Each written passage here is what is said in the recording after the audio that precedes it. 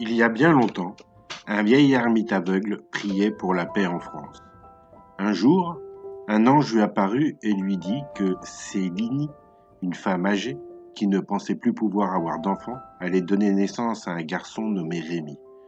Ce garçon deviendrait un grand homme et aiderait les autres. Quand Rémi naquit, il prit le lait de sa mère pour la première fois.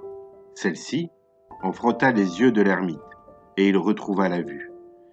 Rémi était donc destiné à accomplir des choses merveilleuses et déjà bébé, il apportait des miracles.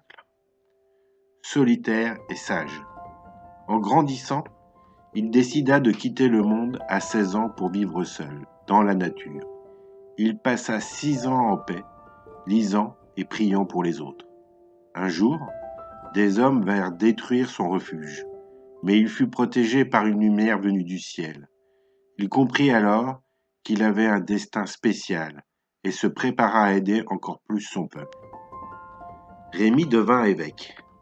À 22 ans, il fut choisi pour être évêque, même s'il pensait être trop jeune et trop humble pour cette tâche. Mais les gens insistaient, car ils savaient combien il était sage et bon. Ils l'accompagnèrent jusqu'à sa nouvelle place, où il fut consacré évêque. Rémi accepta alors sa mission d'aider et de guider les autres. L'homme aveugle. Un jour, dans le village de Commircy, Rémi rencontra un homme aveugle, qui était aussi tourmenté par un esprit. Pris de compassion, il pria pour lui, et d'un geste de bénédiction, il chassa le démon. L'homme recouvra la vue et repartit, le cœur empli de bonheur. Rémi continuait ainsi à répandre la paix et la guérison autour de lui. La rencontre avec Clotilde. Rémi était souvent appelé pour aider les gens importants. Un jour, il reçut la visite de Clotilde, une noble dame.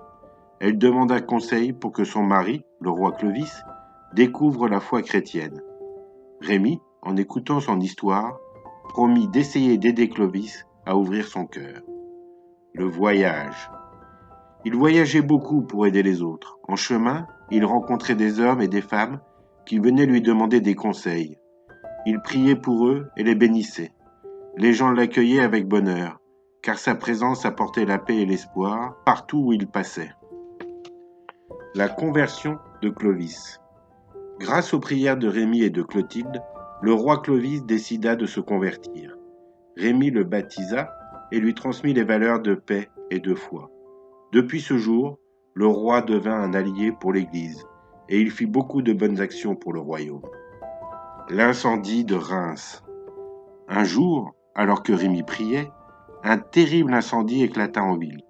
Il revint vite et leva les mains vers le ciel pour prier. Par miracle, les flammes s'arrêtèrent et la ville fut sauvée. Rémi montrait ainsi son amour pour son peuple, qui voyait en lui un protecteur. Le miracle du vin. Une fois, en visite chez une dame, il apprit qu'elle n'avait plus de vin. Il se rendit dans sa cave, fit un signe de croix, et aussitôt le vin se remit à couler en abondance, inondant la cave. La dame fut émerveillée et remercia le saint pour sa générosité. Le baptême et le sacre de Clovis. Le roi Clovis, désormais converti, fut sacré par Rémi.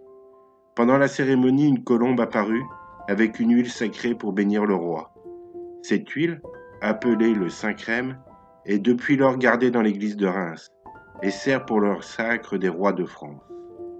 Les derniers jours. Rémi devient très vieux, et lorsque son heure fut venue, il s'endormit paisiblement. On raconte que 4 anges emmenèrent son âme au ciel. Les gens se souvenaient de lui comme d'un homme au cœur pur, qui avait guidé son peuple avec sagesse et bonté. Bonne nuit, petits rêveurs. Comme Saint Rémi, garde toujours dans vos cœurs la bonté et l'amour pour les autres.